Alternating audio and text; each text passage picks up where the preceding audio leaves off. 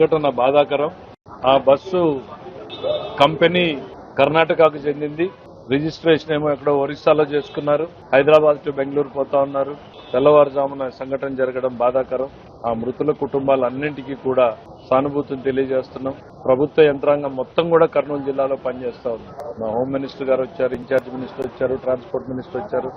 Early morning information తెలియగానే అందరూ కూడా బయలుదేరి అక్కడికి రీచ్ అయ్యి, ముఖ్యమంత్రి గారు విదేశీ పర్యటనలో ఉన్నా కూడా అక్కడి నుంచే ఇన్స్ట్రక్షన్స్ మానిటర్ చేస్తూ ఉండడం జరిగింది. అట్లాంటి ఒక బాధాకరమైనటువంటి సంఘటనలో కూడా కొన్ని ఛానళ్లు ఇదేదో దీనికి ఫిట్నెస్ సర్టిఫికెట్ లేదు, డేట్లు అయిపోయినాయి, మీకు కాపీలు రిలీజ్ చేస్తారు. మనం తెప్పించాం, నిజంగా డౌట్ వచ్చింది, మనకు సంబంధం లేదు. అది కర్ణాటకలో కంపెనీ ఉంది, రిజిస్ట్రేషన్ ఎక్కడో అయింది, అది బిట్వీన్ ఈ రాష్ట్రానికి సంబంధించింది కదా. కానీ మానవతా హృదయంతో మనుషులు చనిపోయారని మొత్తం ఎఫర్ట్ని దాన్ని పెడితే అట్లా శవ రాజకీయాలు కొంతమందికి అలవాటు అయిపోయినాయి.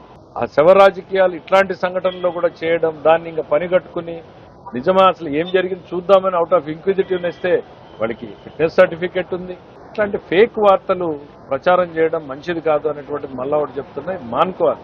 ఈ ఫేక్ వార్తలు అనేటువంటిది ఏ స్థాయికి పోయింది అనేటువంటిది వాళ్ళకి ఫిట్నెస్ సర్టిఫికెట్ తెప్పిస్తే ఎప్పటిదాకా ఉంది అనేటువంటిది చూస్తే fitness valid up to 31 March 2027 clear గా.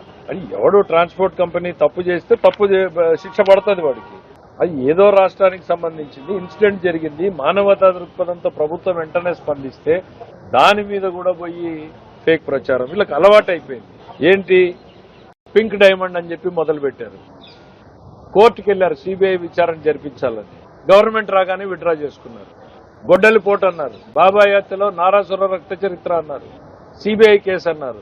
గవర్నమెంట్లోకి రాగానే విత్డ్రా చేసుకున్నారు.